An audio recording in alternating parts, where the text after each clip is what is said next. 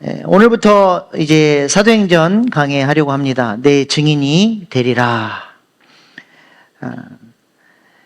이 사도행전을 제가 한 몇 년 정도 됐을까요? 한 7, 8년 된 것 같은데, 성경 공부 모임에서 제가 사도행전을 가르쳤습니다. 그래서 사도행전을 준비하는 그 시간 동안에 정말 은혜를 많이 받았습니다.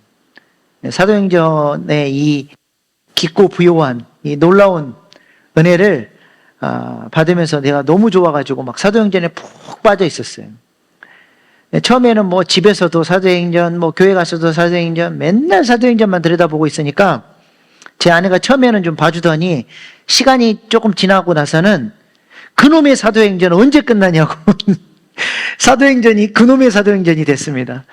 제가 이 사도행전을 공부하면서 누렸던 그 부요한 은혜가 이번에 이제 우리 금요기도회에 제가 이제 쭉 사도행전 강의하려고 하는데요. 하나님께서 놀라운 은혜로 또 저에게 주셨던 은혜가 또 여러분들에게 흘러가는 귀한 시간 될 수 있기를 소망합니다. 사도행전의 전체 그림을 한번 그려보겠습니다. 사도행전을 28장으로 구성되어 있는데 가장 크게 구분을 하면 두 부분으로 구분할 수 있어요. 1장에서 12장, 그 다음에 13장에서 28장 이렇게 구분할 수 있습니다. 인물과 교회를 중심으로 이렇게 구분이 된 건데요. 전반부 1장에서부터 12장까지는 베드로 사도의 사역을 중심으로 예루살렘 교회가 주축이 돼서 이 복음 전하는 일에 쓰임받게 됩니다. 그리고 12장부터는 이제 사도 바울이 주축이 돼서 안디옥 교회를 통해 열방 가운데 땅끝까지 복음 전해지는 역사가 사도행전에 기록이 되어 있습니다. 1장에서 12장은 바울과 예루살렘 교회, 13장에서 28장은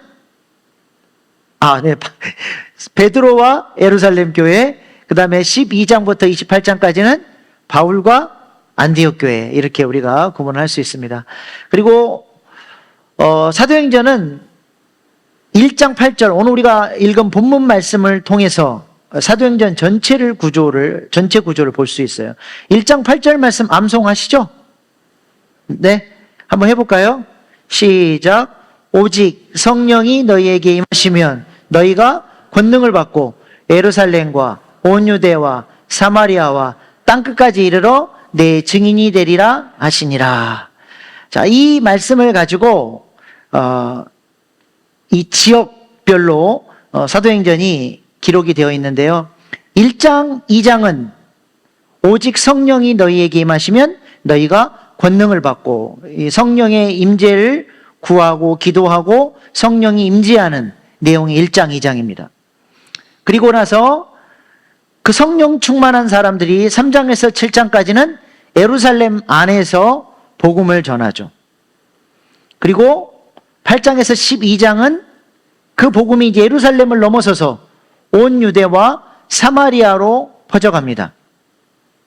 그리고 13장부터는 이제 바울을 중심으로 해서 땅끝까지 복음이 전해지게 되죠. 땅끝까지 이르러 내 증인이 되리라 하시니라. 한번 해볼까요? 1장, 2장, 오직 성령이 너희에게 임하시면 너희가 권능을 받고, 카메라에서 사라져서 안 돼.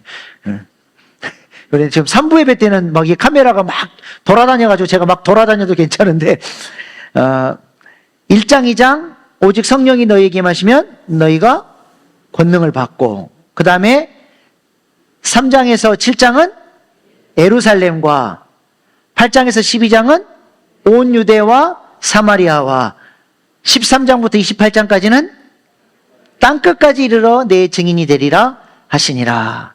이제 13장에서 28장은 조금 구분을 하는데 13장부터 14장까지는 사도 바울과 바나바를 중심으로 구브로와 갈라디아 지역을 선교합니다. 그리고 15장에서는 사도들이 회의를 통해서 이방인들이 그리스도께로 돌아올 때 주의할 점들을 회의를 하고, 그 다음에 16장부터 18장까지는 이제 바나바와 헤어져서 바나바와 마가는 구브로와 이집트 쪽으로 복음을 들고 가고, 바울과 실라가 이제 갈라디아 지역과 그 복음을 들고 마케도니아, 지금의 유럽으로 복음이 넘어가는 그 전도 여행을 하게 되죠. 그게 16장, 17장, 18장 내용이고, 그 다음에 19장, 20장은 바울의 3차 전도 여행입니다. 2차 전도 여행 때 복음을 전하려고 했는데 하나님이 못하게서 말리셨던 그 소아시아 지역과 마케도니아 지역을 복음을 전하게 되죠. 그리고 21장부터 28장까지는 사도 바울이 예루살렘으로 돌아와서 그곳에서 체포당하고 이제 로마로 재판받으러 땅끝까지 복음이 전해지는 역사가 사도행전의 역사입니다. 쉽죠? 네. 다시 한번 해볼까요? 제가 1장, 2장 하면 여러분은 그 뒤에 하시면 돼요. 1장, 2장. 네. 3장에서 7장. 네. 8장에서 12장. 13장에서 28장. 땅끝까지 이르러 내 증인이 되리라 하시니라. 네. 반대로 한번 해볼게요. 오직 성령이 너희에게 임하시면 너희가 권능을 받고 예루살렘과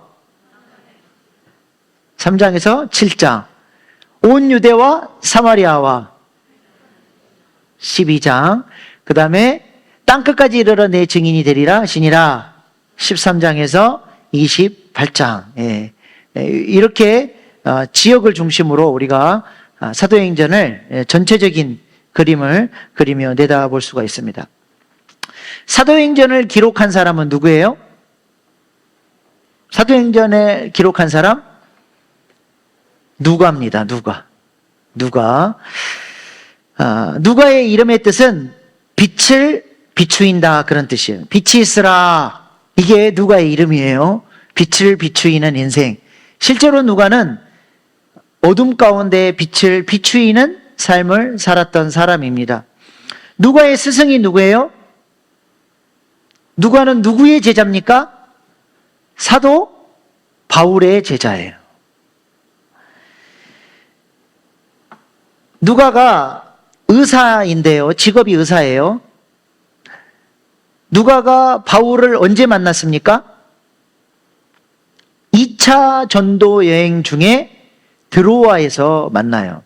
드로아 지역은 어떤 지역이냐? 아시아 지역과 유럽 대륙이 딱 만나는 그 지금 터키 보스포러스 해협이 있는 그 지역이 바로 드로아 지역이에요. 사진 한번 보여주십시오. 예, 저 보이나요? 저기 북쪽 무시아 드로아 보이셔요? 예, 거기서 복음을 들고 넘어간 곳이 빌립보입니다. 빌립보 교회를 사도 바울이 유럽으로 넘어가서 마케도니아 지역으로 넘어가서 처음으로 세웠던 교회가 빌립보 교회인데요. 거기로 넘어가기 전에 드로아에서 누가가 사도 바울을 만나고 사도 바울의 제자가 돼요. 2차 전도 여행 때 지금의 터키 지역, 이 소아시아 지역을 사도 바울은 복음을 전하려고 했는데 성령님께서 그것을 허락하지 않아서 점점 가다 보니까 드로아까지 가게 됐어요. 그래서 드로아에서 사도 바울이 꿈을 꾸는데 꿈속에서 마케도니아 사람이 이리로 건너와서 우리를 도우라라는 그 꿈을 꾸고 하나님의 뜻이 복음을 들고 마케도니아 지역으로 넘어가는 것으로 믿고 넘어가게 되죠. 그래서 처음으로 복음이 유럽 땅을 찾아가는 그런 역사가 일어나게 됩니다. 의사로서 누가는 몸이 약한 사도 바울의 최고의 동역자가 되죠. 평생 사도 바울과 동역하면서 사도 바울의 연약한 몸을 돌봐주면서 그와 함께 동역하며 살아가게 됩니다. 나중에는 사도 바울이 항소를 해서 로마로 재판받으러 후송되어 갈 때 사도 바울은 로마 시민권자잖아요. 로마 시민권자들은 자신의 노예를 2명을 등록시킬 수가 있었어요. 그때 당시 사도 바울의 노예로 등록된 사람이 누가와 아리스다고입니다. 사도 바울의 노예로 등록될 정도로 사도 바울이 갔던 그 길을 끝까지 함께 했던 사람이 바로 누가죠. 그래서 디모데후서 4장 10절로 11절 말씀 보세요. 사도 바울의 마지막 서신이에요. 이제 사도 바울이 죽기 얼마 직전에 쓴 글인데 사도 바울이 이렇게 얘기합니다. 데마는 이 세상을 사랑하여 나를 버리고 데살로니가로 갔고, 이 데마라고 하는 사람도 누가와 같은 사도 바울의 제자였고 사도 바울의 동역자였습니다. 근데 사도 바울의 마지막 신세가 이제는 차가운 감옥에서 죽음을 앞두고 있으니까 바울을 배신하고 떠나버려요. 정말 주님을 위해서 헌신하며 살아왔는데 그의 마지막이 이렇게 슬프고 쓸쓸하고 외롭고 춥다 그러고, 예수님을 믿는 것이 그렇게 막 화려하고 뭐든지 잘 되고 일이 잘 풀리고 그러지 않습니다. 그럼에도 불구하고 그렇게 사람들이 다 볼 때 예수 믿는 게 무슨 의미가 있냐라고 하는 그 상황 속에서도 예수님을 사랑하고 예수님이 기쁜 소식이라고 말할 수 있고 자신의 목까지라도 주님을 위해서 내어놓는 삶을 살려고 했던 인생이 바로 사도 바울이에요. 여러분의 인생에 이해할 수 없는 고난, 예수 믿으면 잘 돼야지, 왜 예수 믿으면서 당신 집안은 그렇습니까?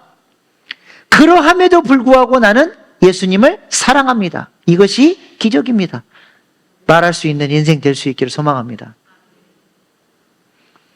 그렇게 제자들이 다 떠나버릴 때 누구만 남았어요? 아직 안 끝났는데 내버려버렸네?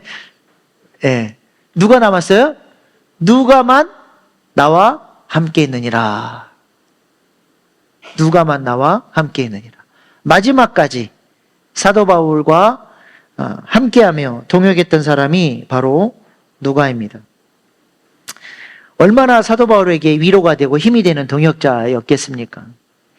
이렇게 사도 바울과 함께 아름다운 동역을 했던 이 누가 자신을 내세울 수 있을 법도 한데 그는 철저하게 자신의 이름을 드러내지 않고 겸손하게 이름도 없이 빚도 없이 섬겼던 그런 사역자이죠.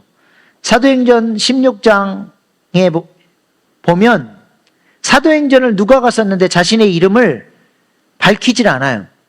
그리고 사도행전 16장 10절에 이런 표현이 나와요.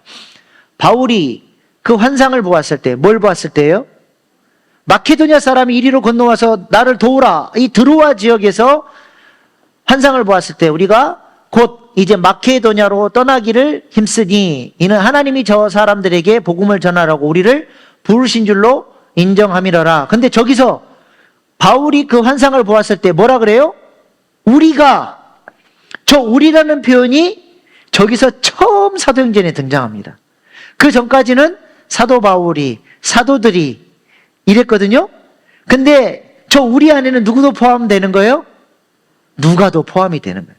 그래서 드로아에서 처음으로 누가가 사도 바울을 만났고 그때부터 자기가 이 선교팀에 합류를 해서 우리라는 단어를 처음 쓰는 거예요.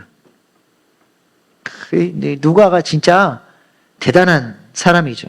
하나님은 이렇게 이름도 없이 빚도 없이 섬기는 사람을 통해서 하나님 나라를 이루어가는 줄로 믿습니다. 누가가 사도행전을 쓴 이유는 무엇이에요? 사도행전을 왜 썼어요? 오늘 본문 1절 2절 말씀 한번 보겠습니다. 시작.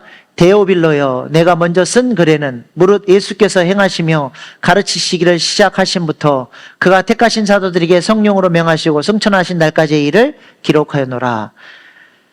내가 먼저 쓴 글에는, 저 글이 무슨 글일까요? 누가복음이겠죠. 누가복음에 그 복음서를 통해서 뭘 썼어요?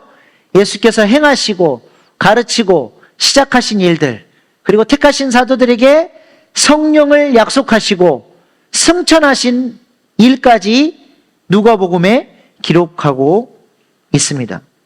다시 말해서 예수님께서 공생의 사역을 통해서 하나님 나라의 복음을 전하시고 우리를 위해서 십자가에 죽으시고 부활하시고 승천하신 내용까지 복음서에 담았어요. 그리고 나서 그 후속 이야기를 이제 사도행전에 기록하고 있는 것입니다. 약속하신 성령님은 어떻게 되었는지, 승천하신 예수님은 지금 뭘 하고 있는지, 복음서에서 약속했고 말했는데 아직 밝혀지지 않은 그 뒷스토리, 드라마로 말하면 이 종결편이, 마지막 종결편이 안 열려 있는 거죠. 그것을 이야기해 주고 있는 것입니다. 언제나 우리가 드라마를 보면 그 후속편이 궁금하지 않습니까? 예전에 청년사역 할 때 그 청년들 우리 집에 놀러 왔는데 한 청년이 그래요. 목사님, 저는 요즘에 이승기가 나오는 드라마를 너무 재미있게 보는데 막 시계를 쳐다보면서 봐요. 그래서 내가 야, 뭐 드라마에 집중하지 뭔 시계를 그렇게 쳐다보면서 보냐 그랬더니 목사님, 그게 아니에요. 드라마보다 시계 뭐 어떻게 벌써 끝날 시간 다 돼가. 너무너무 재밌어가지고 그냥 시간이 막 손살같이 지나가니까 그 지나가는 시간이 아까워가지고 끝날 시간이 막 아까운 거죠. 그리고 나서 결정적인 순간에 드라마가 어떻게 돼요? 끝나버려요. 다음 이 시간에. 그러면 일주일 동안 기다리려면 속 터지는 거예요. 그래서 어떤 사람들은 그 기다리기 싫다고 드라마 안 봐요. 끝날 때까지 기다렸다가 OTT 플랫폼, 넷플릭스나 뭐 디즈니 플러스나 뭐 이런 거에서 한꺼번에 그냥 한 3, 4일 페인 되는 거예요. 그냥 드라마만 주구장창 봐서 끝내버리는 거죠. 왜 그래요? 그 후속편 기다리는 게 싫어가지고 그러는 거죠. 사도행전이 뭐냐? 그 궁금한 복음서에서 승천하시고 난 이후에 도대체 그 위에 어떻게 됐는가? 그 후속편을 가르쳐 주기 위해서 사도행전이 쓰여진 겁니다. 지난주 우리 권윤경 권사님 목장 신방을 했는데 우리 존경하는 김주석 장로님께서 런던에 외교관으로 계실 때 있었던 재미있는 에피소드를 들려주셨어요. 영국에서 처음으로 운전면허를 땄어요. 운전을 해본 적이 없어요. 그리고 영국은 일본처럼 운전대도 왼쪽에 있는 게 아니라 오른쪽에 달렸잖아요. 처음으로 차가 나와가지고 이제 차 운전 연수를 받으려고 차를 딱 주차를 해놨는데 같이 일하는 직원이 이거 뭔 연수 같은 거 필요하냐고. 그냥 나 따라오라고 해가지고 직원을 따라서 그 직원 집까지 어떻게 잘 갔대요. 문제는 돌아오는 길이 이제 문제인 거죠. 운전도 서툴고 길도 어둡고 그래가지고 돌아오는데 차선을 못 바꿔가지고 그냥 주구장창 직진만 길이 끝날 때까지 계속 직진만 했다는 겁니다. 우리 옛날에 무슨 재미있는 시트콤 같은 데 보면 차선 변경 못 해가지고 서울에서 어디까지 가요? 부산까지 가는 그 일이 실제로 우리 장로님한테 일어난 거예요. 근데 제가 그렇게 주구장창 직진만 했다는 이야기까지만 들었고 그 후속편을 못 들었어요. 너무 궁금해. 도대체 그 끝까지 가가지고 어떻게 살아 돌아오셨는지, 어떻게 거기서 구원받으셨는지 그 후속편을 나중에 장로님 꼭 얘기해 주시기 바랍니다. 이 궁금한 이야기를 지금 누가가 그 후속편 이야기를 하고 있는 것입니다. 근데 누구를 위해서 그 후속편을 쓰고 있는 거예요? 아까 1절 말씀 다시 보여주세요. 누구예요? 데오빌로요. 데오빌로라고 하는 사람에게 누가가 사도행전을 통해서 그 후속편을 가르쳐주고 있는 것입니다. 누가복음 1장 3절 4절 말씀도 한번 보여주십시오. 누가복음을 쓴 이유가 뭐냐?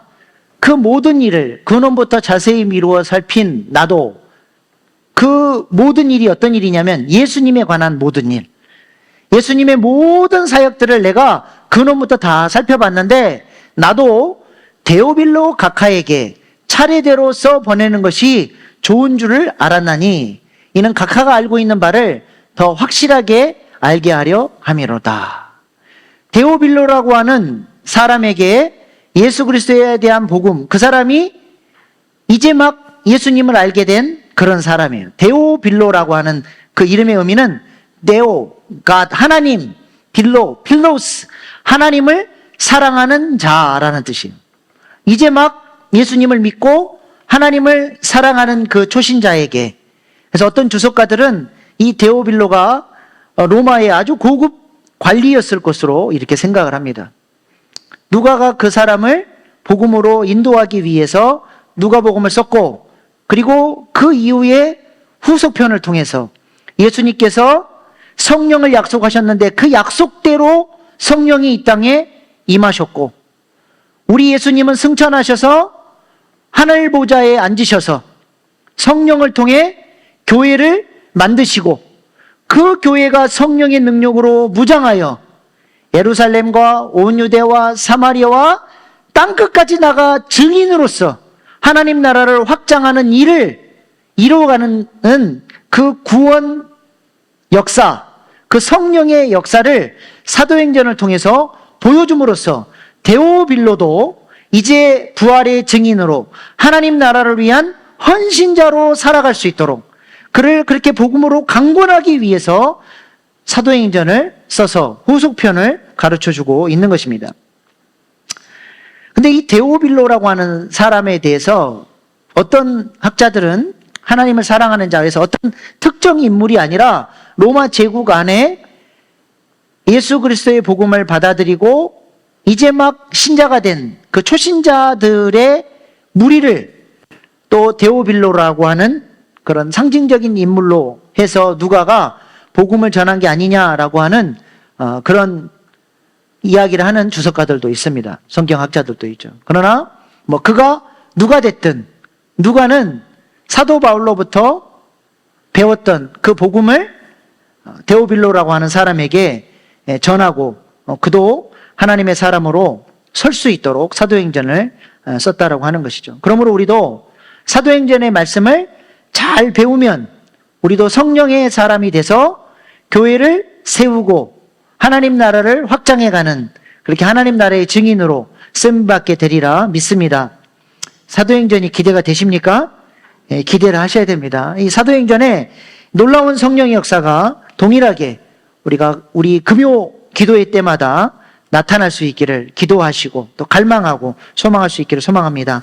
빠지지 마시고 금요 기도회를 사모하고 오시면 하나님께서 이 사도행전에 역사하셨던 지금도 동일하게 역사하신 하나님께서 우리에게도 동일하게 기름 부어주시리라 믿습니다.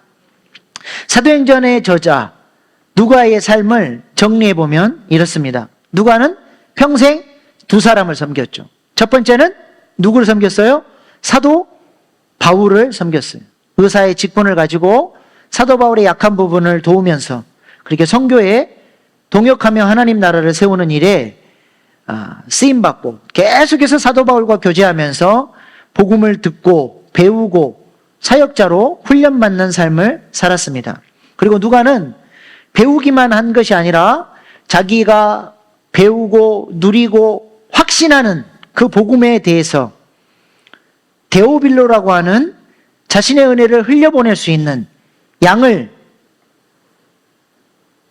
선택하고 그에게 자신의 은혜가 흘러갈 수 있도록 섬기는 사역을 동시에 같이 한 것이죠. 위로는 공급받는 영적인 목자가 있고 아래로는 내가 받은 은혜를 흘려보낼 수 있는 양이 있는 사람, 그 사람이 건강한 그리스도인 줄로 믿습니다. 여러분에게는 목자가 있으십니까? 여러분이 섬기는 양이 있으십니까? 이 두 가지가 있어야 돼요. 우리 일신교회를 향한 저의 비전은 성경이 제대로 가르쳐지고 훈련되어져서 우리 일신교회 안에 평신도 사역자들, 특별히 성경을 가르칠 수 있는 그런 사역자들이 일어날 수 있기를 소망합니다. 누가처럼 그렇게 누가복음과 사도행전을 집필할 정도로 배웠던 하나님의 말씀을 누군가에게 전수할 수 있는 그런 평신도 사역자들이 일어나는 것이 저희 일신교회를 향한 비전입니다. 우리가 지금 말씀 사경회를 통해서 로마서 공부했고, 또 출애굽기 공부하고 있고, 또 창세기 주일 말씀을 통해서 공부했고, 요한복음 금요기도를 통해서 공부했고, 또 사도행전 또 시작이 됐죠. 또 주일 말씀을 통해서 사무엘상 공부하고 있습니다. 로마서는 누가 맡으실래요? 진하자매. 출애굽기는 누가 맡으실래요? 창세기는? 각 성경의 전문가들이, 평신도 사역자들이 교회 안에서 일어나서 우리 교회를 찾아온 새로운 영혼들, 등록한 성도들이 미리 공부하고 훈련하고 말씀으로 세워진 사람들이 성경을 가르칠 수 있는, 저는 그런 교회를 꿈꿉니다. 누가처럼 말씀을 배우고 공급받고 흘려보낼 수 있는 사람, 그런 사람이 성숙한 그리스도인이고, 그런 성숙한 그리스도인들을 보유한 교회가 건강한 교회고 아름다운 교회라고 믿습니다. 저는 그 비전을 꼭 이루고 싶습니다.